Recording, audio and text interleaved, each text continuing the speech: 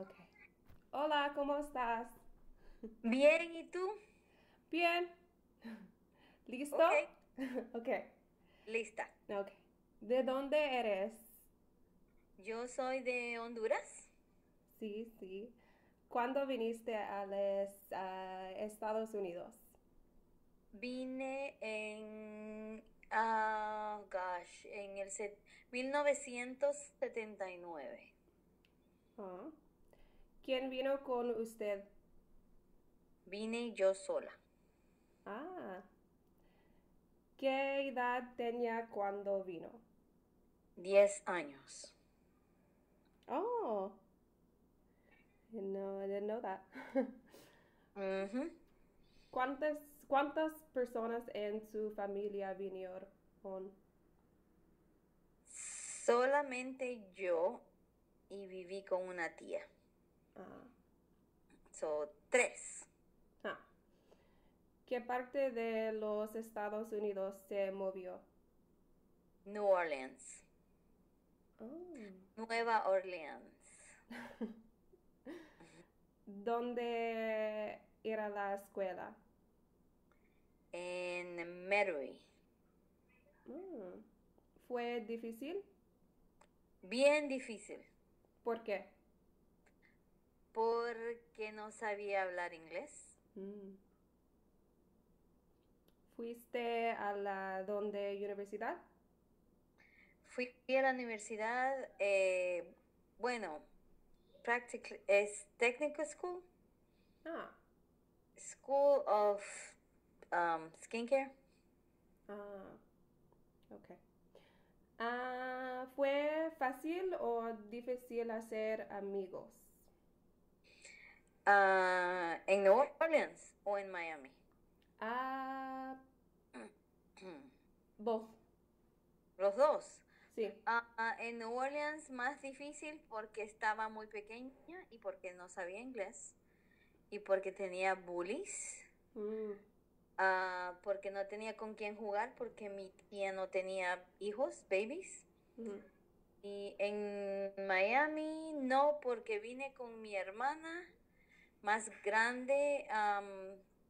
Volví me fui para Honduras y volví a los 16.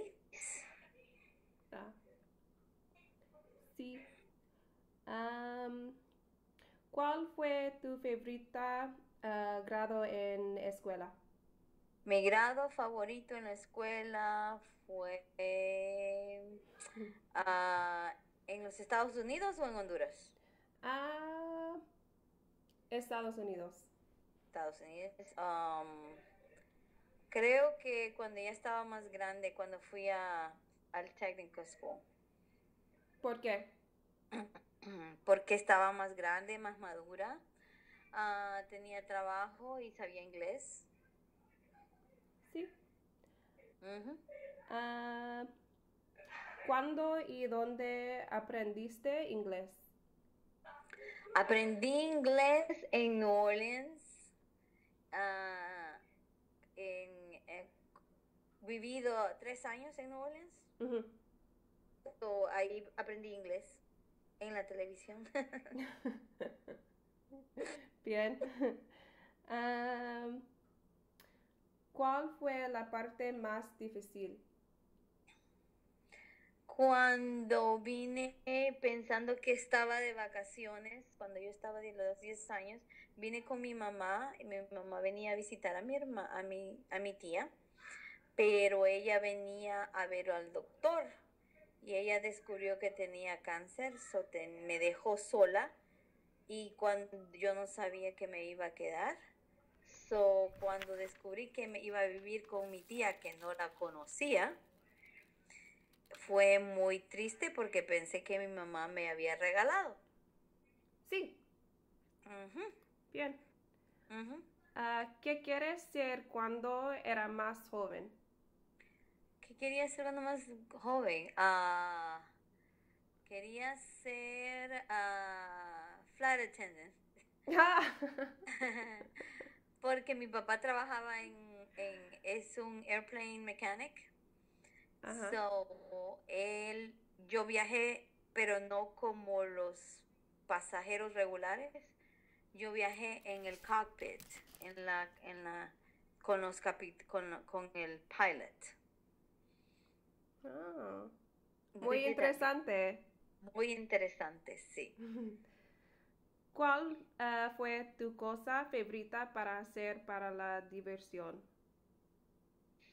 Am, y para jugar afuera o ver televisión porque no tenía con nadie jugar y porque quería aprender inglés, so miraba mucho Sesame Street, DuckTales. Bien. Okay, inglés. Okay. Let's see. What are some of the foods from your country? From Honduras, oh my Mhm. God, we have so many. We have carne asada, different versions of the other people. I think that Central America has the most, uh, like the same carne asada, things like that. Mhm. So um, we have pupusas, which is our. We have ceviche, which is delicious. And enchiladas, which is my favorite. Me too. Okay. No, your enchiladas. No, I know they're different. They're different. Mexican are different. Let's see. What do you miss most about being back home? In Honduras, Mhm. we're just thinking about that because we went to the farmers market with my sister right now, Mhm. and we discovered the childhood fruits that we used to eat there. They just selling it in a jar, like kind of like how do you say, like a preserve? It is. What kind of fruit is it? Se llama jocote. Oh. It's a very sweet and chewy, and it has a big pit. But and it brought me back to that summer in Honduras. How we used to go to my grandfather's farm, and there was a lot of trees. I used to jump in the mango trees and eat the green mangoes with vinagre, limon, and hot sauce. The jocotes too, because it's part of the beginning of summer. Mhm. And then of course the pescado frito, because they used to do it in the lake, right off the lake, and you used to park your car and you used to go with the families, and they cook it for you, and they sell it in the street with rice and tomate, ensalada de tomate, like tomato salad. And I think the naan set too. We just like brought me back to that moment in time. Okay. Who still lives in Honduras? Who of your family is still there? I have a cousin. I have a lot of cousins left, but not like close cousins. My closest, my dad's family is a family of 9 children. Mhm. They're all over the world. Um, but my grandfather, my grandmother died like the past from the 10 years ago. From the 2007 on, they both died. Um, so I have like uncles that I haven't seen. Some uncles, not everybody. Some of them are in Chicago, Barcelona, Amsterdam, Oh. Everywhere. California, and New Orleans. And a mom sibling that they both, two of them die, so she only have one left. Where do your parents live now? My parents lived in New Orleans, in Miami. I'm sorry, Miami, Florida. Oh, okay. Does everyone in your family speak Spanish? Or know how to speak Spanish? Yeah. The only thing is like the kids, some of my siblings' kids, they don't do well because they get all confused, so they try not to. Mm-hmm. My son, we're having a hard time with him trying to pick up the Spanish. Why do you think that is? Like, why do you think it's harder for the kids to speak Spanish? Because some of them, because my daughter speaks fluently in both languages and writes it. When we went school in Miami, we have bilingual schools, and they teach them half English, half Spanish. When my son went there, he kind of like couldn't dissect all the different accents of the Spanish world. Mm-hmm. Our teachers are Cubans, Puerto Ricans, you know. But then when you go outside, you have the Nicaraguans, Guatemalans, everybody. And then my parents are Hondurans who speaks extremely slang from Honduras. So he kind of got confused of all the terminologies. Mm-hmm. And then my husband, of course, being Puerto Rican from New York, uh, second generation, they don't teach them that uh, the roots of the culture, how important it is to be, to the Spanish. And so I'm, I'm thinking that that's why my husband didn't learn. So when he tried to be more like disciplinary, Mm-hmm. he had English because he felt like he could take his point across. Does it make sense what I'm saying? Yeah. Mm-hmm. So my husband was like a little bit of a, hard for me because I come from a very, Spanish background. Yeah. He's more Americanized, I think. Okay. Is there anything you still struggle with being a Spanish speaker or not being from the United States originally, like today? Yes, like people saying that I have an accent, which I don't think I do. Sometimes to be able to sound more like the intellectual words, like when there's certain things I count in Spanish. If I count the drawer full of money at work, I have to count in Spanish and then in English. Mm-hmm. I think things in Spanish than in English. I struggle with that because when you try to cross over to speak Spanish, your brain kind of freezes on you. Mm-hmm. I struggle with the pronunciation, maybe, or articulate, bit more articulative, or like having that thesaurus in English. I think I sound smarter in Spanish than English because I have more proper words Mm-hmm. per se. So that's what I think. Mm. What was the hardest part then? Was it learning English, like coming from another country? Very hard because you don't know who. Uh, well, I think it was two things. Not only the English version of it, it's just discovering what your future is gonna be. And Yeah. in this world, we have such a taboo of how an American family will communicate sickness or whatever tragedy or any news, and they have family meetings. Well, we don't have that much. So I never knew that my mom was sick. So I had to grow up in a bubble. I mean, in a second, while I was growing up in a bubble in a way, because in Mm-hmm. Honduras everything's really different, very wholesome and kind of innocent. So when Yeah. I wake up the next day thinking that I'm gonna go to Disney World, and I'm in United States of America, which I didn't plan to come.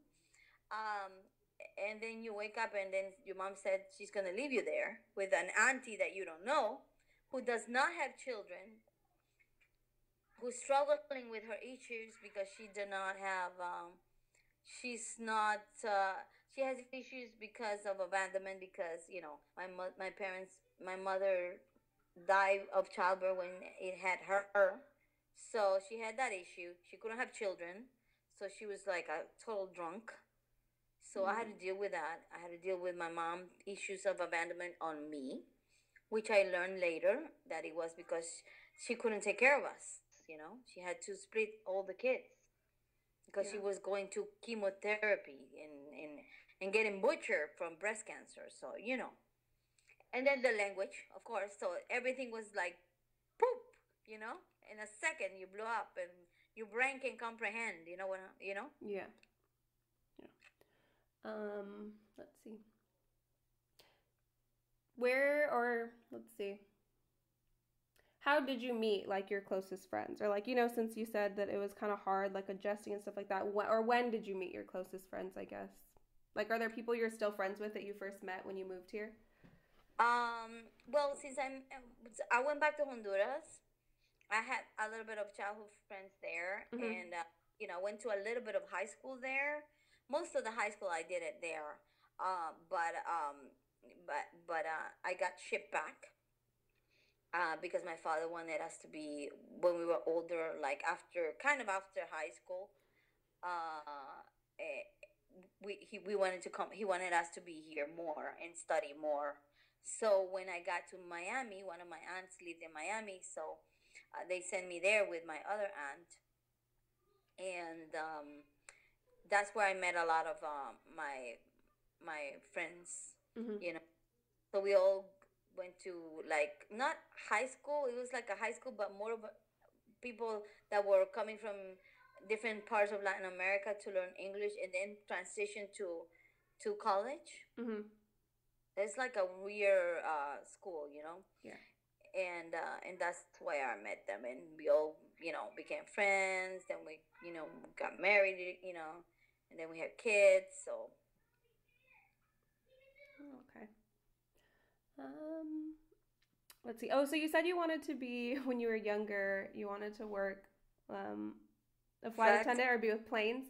Um, when you got to the United States, what did you want to be like? Or I guess when you got a little bit older, what did you want to be after that? Um, I had no clue what I wanted to do. It was because I didn't understand that I was like an artist because that's not a groom thing to do. Mm-hmm.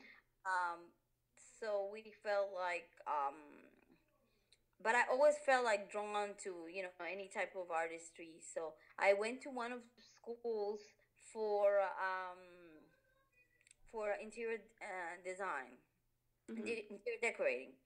So while I was there, I discovered that I like, makeup and colors and things like that, just to do colors. So when I was that, and I was already married, so I guess that's like made a whole transition. Mm-hmm.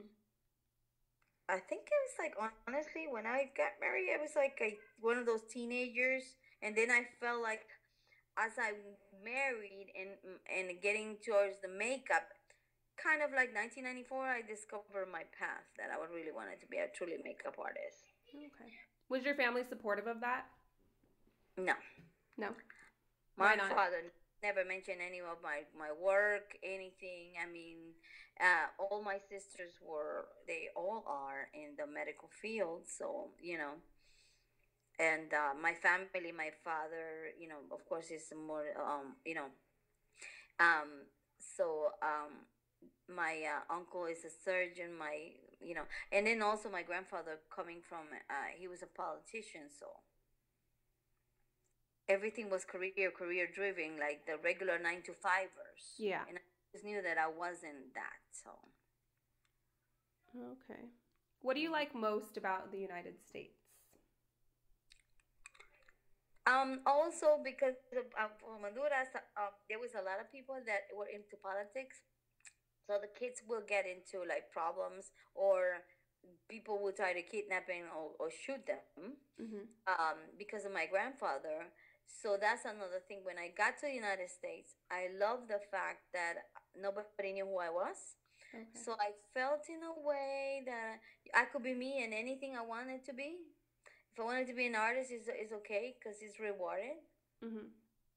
You don't have to go through it. My mom is a teacher. I don't have to be a teacher like her. Yeah. Even though I did like 2 years of that career, and to get into it, and I just couldn't. It broke my heart, the children and everything. So, Yeah. mm. Does it make sense? Yes. Yeah, I get it. Okay. What's your favorite part about back home? Back home, I guess mostly was like just the times that I grew up in. Mm-hmm. I haven't been there in a while. I haven't been there like almost 20 years, 23 years. Okay. So I have a cousin that she has a travel agency, and she wants me to go. So because she takes people to Europe and to Israel and stuff. So she's always like asking me to come, with them or go see them. So I guess that's the only thing. I mean, I didn't have a happy high school time there because when I got back from Honduras, from New Orleans, I didn't speak that that weird Spanish. Mm-hmm. So in high school, they were really mean. So I don't have a happy memory of the high school. I wanted to burn it in my head, of course. You know, like you wanted revenge and stuff. And that's it. Okay. Do you find that it's easier or harder having like that mixed culture experience? Like you know how you're from another country and then you came here and so you have like those two aspects of like like those two that come together of being like an American who is from Honduras. Do you feel like that's hard having that like kind of like dual um not Uh, personality, but you know what I mean, like identity of yeah, being like yeah, an identity. American. Actually, I think that if I wouldn't have both, I wouldn't be me because the Honduran part of me taught me ethics, work ethics, how to be, be able to know my culture as a Spanish, yeah, a Spanish bloodline. I Yeah. mean, that to discover my roots really, to have that firm way of living and way of conduct to conduct myself. Because if I would have been here, and I see it in my husband, because my husband has this way of being a dad, and I have a different way because Yeah. so I think that I'm glad because I have a little bit of both worlds, so I can find the balance. Because also being sometimes it's like too much. Yeah. Sometimes they're like they're like um they're like, oh, too lenient or too harsh, Yeah. So I and then how to work, be a worker, and and I love being my bilingual. Yeah. All right. Well, thank you for your time and thank you for sharing your experiences with me. Okay, thank you very much. All right. Thank you for inviting me over. All right. Bye. You, bye.